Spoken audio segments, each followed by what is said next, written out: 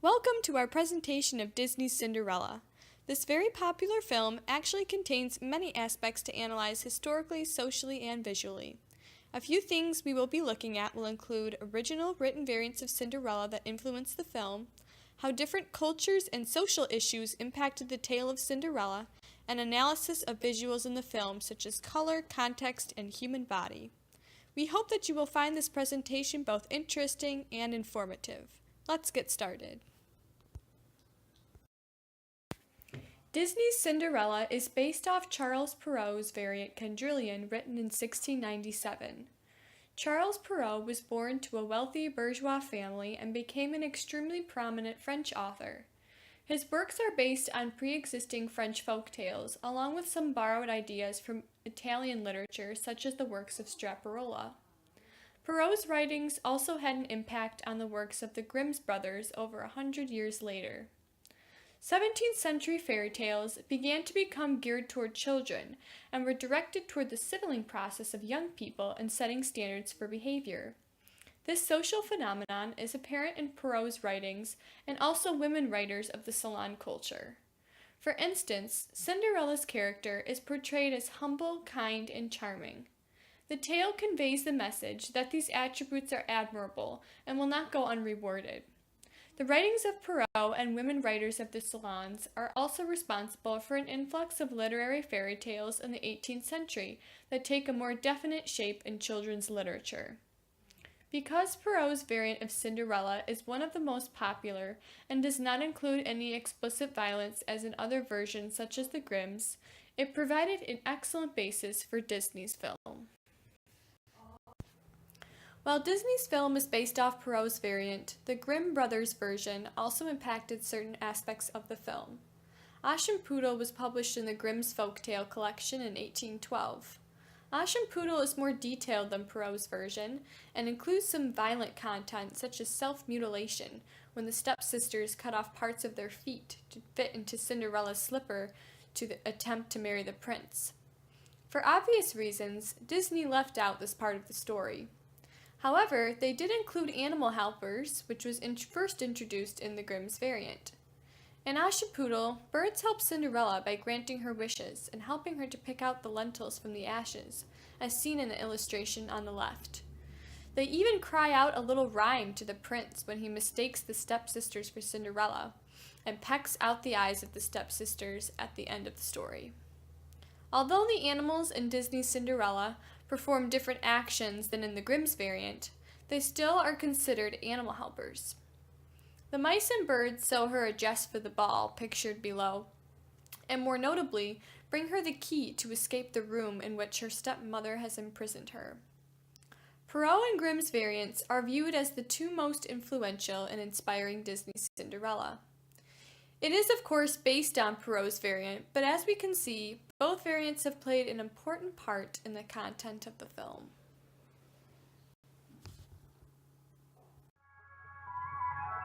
Social Historical Outline, Disney's Cinderella. Point 1. Magic is a main component in the variants of Cinderella. Cultural lens changes depending on the era the variant was written.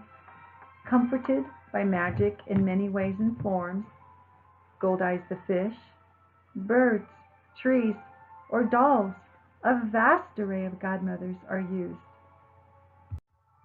Notice many involved in nature. These very godmothers were meant to protect her from domestic abuse and the inheritance she was robbed of. This theme can be seen from variants from Perrault to Bastille, continued to Disney. Point 2. Social historical meanings changed over time and depended upon the author as well as the time era it was written. Used as a sermon in Germany by Gillier in 1510, it was used as a behavior manual explaining how children should be taught. Bastille wrote a Cinderella variant with the main goal of warning against childhood sins and as a manual on how to teach children. Grimm wrote for an Academia audience from 1812 to 1857.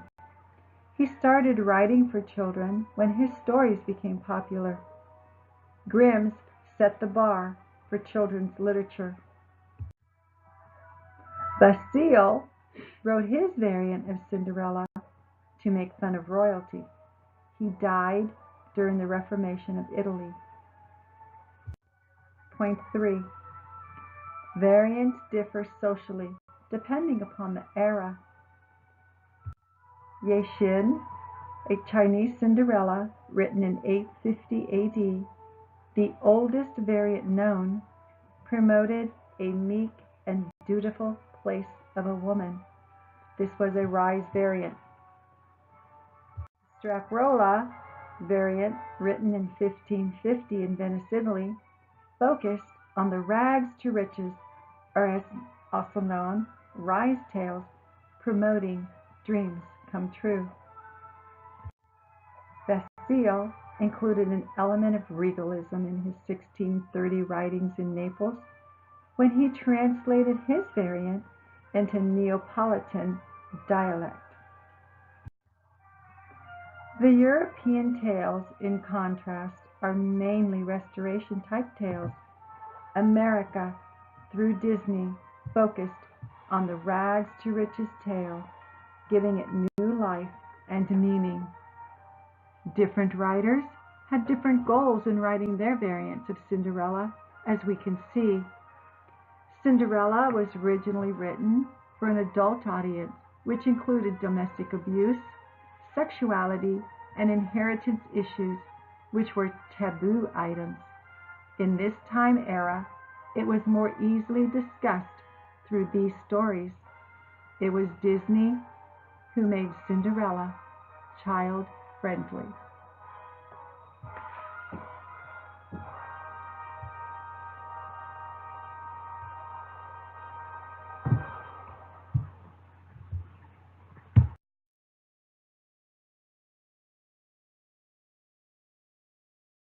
In our analysis of space, we look at the scene where Cinderella has her clothes ripped off by her sisters and goes off to cry outside. And here we can see that Cinderella is right in the distance under the willow tree, whereas her friends, the horse, the dog, and the birds, are standing quite a distance away with a giant space in between them. This symbolizes the emotional distance between Cinderella and her support base, which is standing over here. Another way of looking at it is to see that the space occupied by the friends is much larger than the space occupied by Cinderella.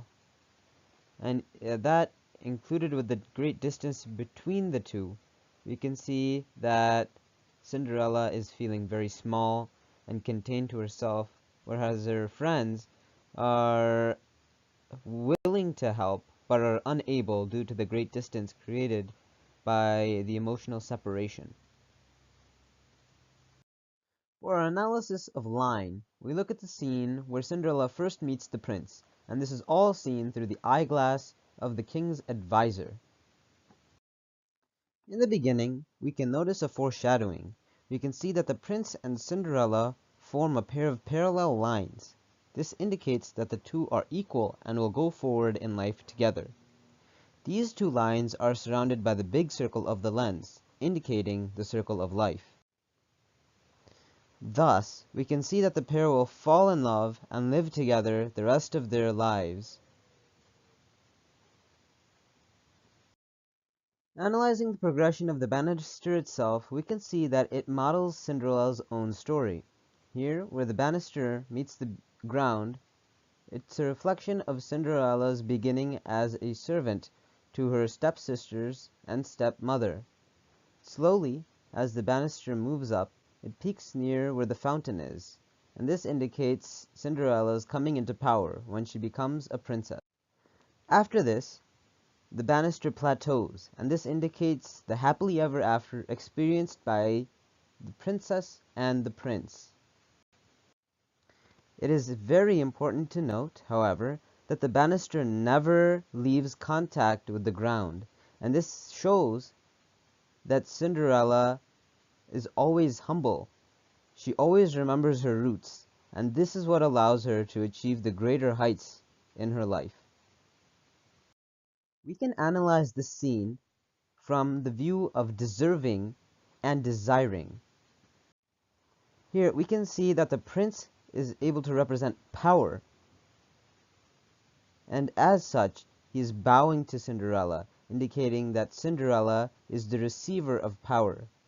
We can also note here that Cinderella angles away from that power, and this shows that she is not interested in it, and thus that demonstrates that she is most deserving of it, as she will not use it to her personal gain, but rather as she needs to in order to perform her duties as a princess. The lines created by the fountain, wall, and banister construct a very solid shape with no top. This indicates a strong foundation and limitless possibility. Looking forward, we can see that the shape of the prince and Cinderella forms a triangle, a very sturdy shape in geometry. Through this, it can be seen that the love of Cinderella and the prince will be strong, and their bond will have the strength to carry itself and the kingdom to limitless heights. From a girl crying on a bench alone, with a great emotional distance separating her from her friend group, which is also her support base, to a girl who is in a very stable environment and wielding power.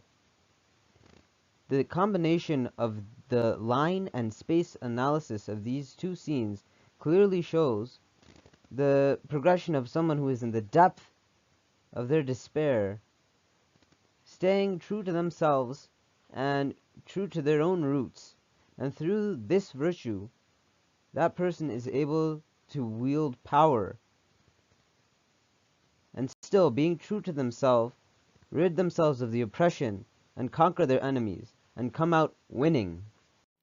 Color in fairy tales can be used in a variety of ways, especially to set a tone or create a mood. Certain colors represent certain emotions and feelings. Warm tones imply a feeling of excitement. Cinderella's orange hair seems to be more warm than compared to other scenes in this movie, which suggests that this scene will lead up to something exciting. Her bright blue eyes, blue dress, and the blue tint of the walls represent Cinderella's innocence, which has obviously been maintained despite Cinderella's difficult past and the emotional abuse she has undergone. However, the cool tone dark shadow implies the feeling of depression and coldness, which Cinderella may have been feeling on the inside. This dark shadow also makes the audience feel the intense emotions between Cinderella and her stepmother. The shadow covering the stepmother's face also gives the audience an intense and suspenseful feeling. The stepmother's dark red dress is similar to the color of blood, which may represent the evil that she is capable of and how miserable she has made Cinderella. The context of a scene is everything that surrounds the main event going on. This includes physical spacing, which may represent the emotions, historical setting, etc. In this scene, Cinderella is dancing with the prince she has been waiting to find her whole life. Everything, besides the two characters, is set more into the background, that way the audience has all of its focus on the two characters. There are two large fountains in the room, along with the tall columns that support the ceiling. This is all part of the castle and represents the historical situation. The Victorian-looking fountains and panels shows that the story is not set in present time. The large-scale squares on the floor may represent how big of an event this is for Cinderella's character. Everything in the room is large-scale, showing the importance of this scene. However, there is still that looming shadow that represents the evil stepmother. Although the center of the room is bright to put a spotlight on the characters, the darkness represents the guilt that Cinderella's stepmother has ensued upon her when telling her she could not go to the ball. It also represents the fact that although Cinderella's life is better, the stepmother still has some control over Cinderella at this point. Apparel and the characters' bodies play a major role in the story of Cinderella in the way that it determines how readers interpret characters. In this scene of Disney's Cinderella, Cinderella and her evil stepmother are dressed quite differently. However, there are a few similarities. Throughout the movie, the evil stepmother wears dark clothing and almost always has a dark cloud looming over her. This scene is no exception. Her dark cloak covers her from her wrist to the top of her head, almost like it is protecting her, and it makes her seem unapproachable. Her dark hair matches the dark shadow casting over the characters, implying that they are related in some way. This could represent the level of evil in the stepmother. Cinderella always tends to wear light colored clothing that easily exposes her friendly features, such as her face and her light hair. Her light hair pulled out of her face represents the innocence that is maintained within her despite the years of emotional abuse from her stepfamily. Her bright pink dress represents her happiness and hope despite undergoing the death of her family and the mistreatment she has been a victim of. Cinderella is wearing a green necklace that matches her stepmother's ring and earrings, implying the control the stepmother has over Cinderella.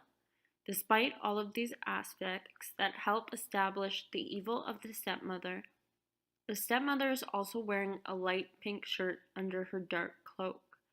I believe that this may be Disney's way of telling his audience that although people may seem horrible, you can always find good in everyone. Even though Cinderella's stepmothers may seem horrible at times, the light clothing under her dark clothes might suggest that she is capable of love and happiness as well. Elise, Harmon, Susan, and I would like to thank you for your attention. We hope you enjoyed our presentation.